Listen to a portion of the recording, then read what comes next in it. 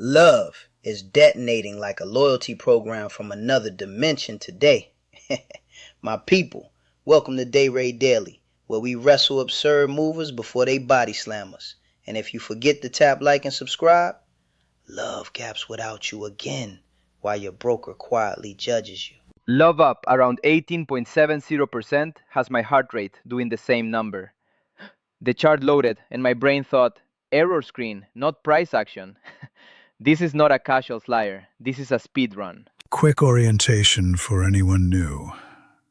This is Dayrade Daily, recorded on Friday, January 30, 2026, and we are breaking down outsized moves like LUV, RCL, Meta, the cruise complex, and some quieter industrials, so active traders can map intraday setups, not just vibes.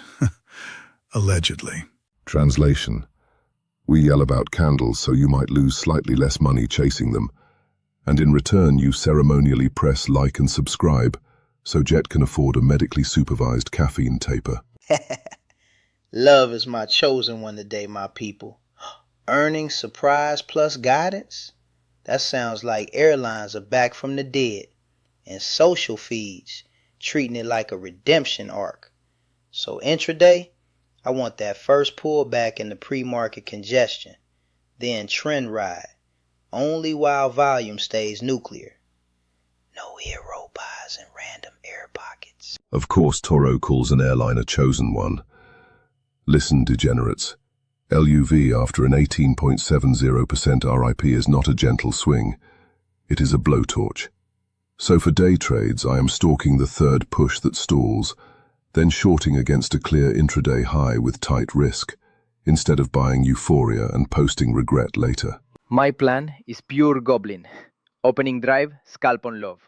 Only if the first 5-minute candle holds the gap. Otherwise, I sit on my hands. Because one quick market buy into that first nasty week and you get speed run to emotional damage. Context-wise, LUV got the earnings beat plus softer fuel cost narrative, and that sector sympathy tailwind. Average volatility across the market is around 6.72%, but this is triple that today. So position sizing needs to reflect the actual intraday range, not your nostalgic memory of when airlines drifted politely. Speaking of tailwinds, RCL ripping about 18.65% is not a cruise. It is a water slide, straight into FOMO.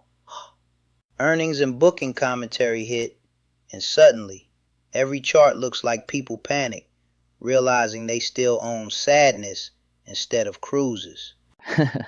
RCL at 345.98 feels illegal. Like the stock skipped half the candles overnight, and my brain is trying to load missing data packs. This is peak Reddit energy. There is definitely a thread titled Retired at 23 from cruise options. Here is a free tip. If a cruise stock gaps nearly 19.00% and you are buying the first parabolic 1-minute candle, you are not trading. You are auditioning for a risk management horror documentary. I actually like RCL for a structured plan. Let the morning insanity burn off, then look for a clean consolidation under intraday high. If volume squeezes and price holds higher lows, you can trade a breakout with defined risk. Otherwise, it is an excellent candidate for a fade back to VWAP once buyers show exhaustion. And RCL is not alone. NCLH up about 10.25% and CCL around 8.46%, plus VIK adding 6.69%. This is not just one ship. This is the whole fleet doing donuts in the ocean while shorts scream into their pillows. Cruise basket scouts, let us go. My chaos plan is pick the cleanest spread, probably RCL or CCL. Avoid the thin, weird one if liquidity is trash, and just trade the leader for opening range breakout. Then bail. The second tape slows because the sympathy names will lag and trap you. Another tip for the class. When a whole sector is moonwalking like this, pick one primary to trade and maybe one for a fade. You do not need 6 positions of identical cruise exposure unless you are collecting drawdowns like loyalty points. Macro side cruises benefit from the same consumer discretionary optimism that is helping RCL, NCLH, CCL, and VIK. With overall sentiment broadly bullish today, people are pricing in travel resilience, so intraday expect strong dip buyers until we finally see a failed bounce and liquidity thins. While boats are partying, Meta is casually sitting at 738.31, up around 10.40%. Like social media decided to pivot into orbital weapons. Earnings plus ad monster numbers plus buyback flex. This thing is a large cap meme now. Meta moving 10.40% feels like a glitch in my risk model. I sized it like old sleepy mega cap, and the options chain woke up and slapped me last quarter. I am tiny today, scalping only. Clear breaks of intraday levels, no random knife grabs. Everyone's suddenly a long-term visionary because Meta is up double digits. Newsflash, this is still a gap that can retrace. So for day trades, I like fading the second or third failed push through pre-market high. Small starter. Then add only if lower highs actually confirm instead of just hoping. To be fair, Meta has the fundamental juice. Outsized revenue acceleration plus efficiency story, plus some mania around new product commentary and AI.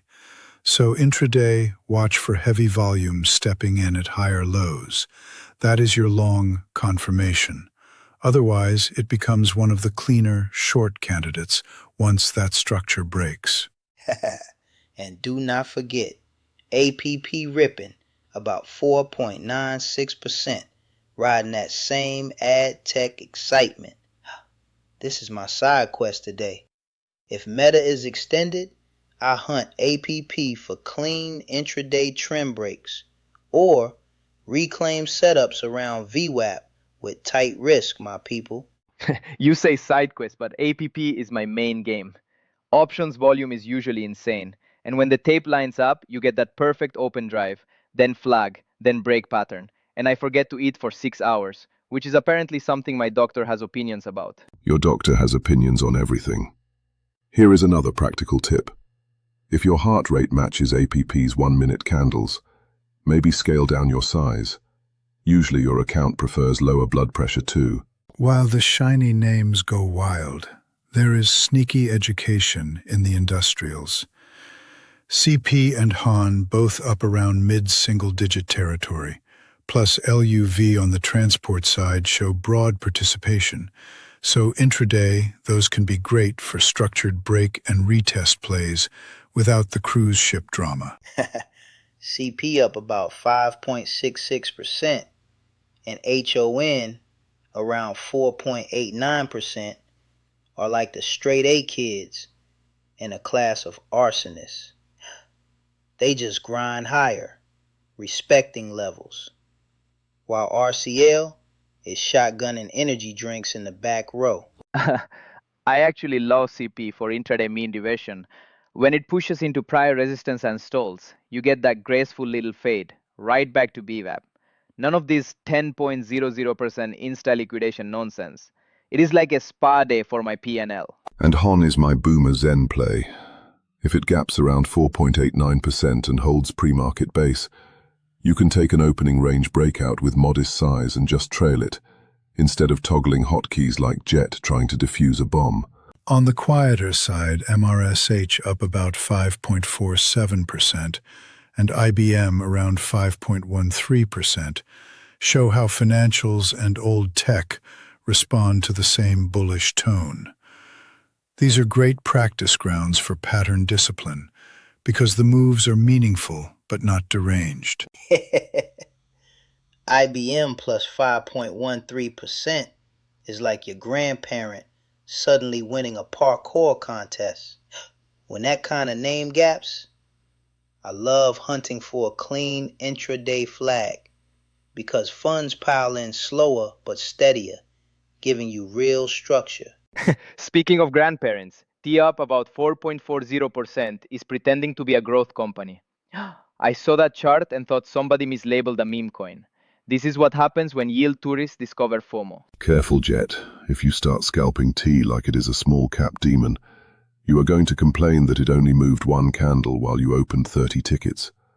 So treat it like a slow train breakout, not a rocket, and size boredom appropriately. Also, please remember, if you are enjoying this chaos and somehow learning something, hitting like and subscribing actually helps the algorithm show this to more confused traders, which statistically might reduce reckless chases by like one trade each. Yeah, and if you do not subscribe, I start narrating every trade idea from my sleep. And my neighbors already think I am running a very confusing cult about VWAP. Head them, please. Heh. Lightning round time, my people. Bold prediction number 1. LUV keeps this 13 to 19.00% style range for a few sessions, and every airport selfie becomes a technical indicator as retail tries to front-run boarding passes. I will play villain countercall RCL Prince. One more euphoric spike, then gives back at least a third intraday, as everyone who swore they were investment geniuses this morning quietly becomes a bag holder by the close. My hot take. Meta goes full meme and halts once on some random headline this quarter. And every person who said they were long-term suddenly discovers the shortest holding period is whatever fits between two circuit breakers. Quant-flavored prediction, one of CP or HON will quietly outperform the flashy cruise names on a risk-adjusted basis over the next month, and almost no one on social will notice, because you cannot meme a well-behaved industrial chart. Bonus prophecy cruises become the new meme sector, and someone launches a triple leverage boat ETF that moves 20.00% every room a day. I will call the top the moment I see a dolphin logo in a profile picture. My final curse T will grind another boring few percent, while half of you overtrade Meta and RCL, and the quiet dividend crowd ends up with better P&L and lower blood pressure than your entire Discord. Whatever you trade today, remember, plan your levels before the open, respect the insane ranges, and if everything feels like a slot machine, the pro move is closing the platform and binge watching our replays. Then smashing subscribe so you do not miss the next Dayrade Daily.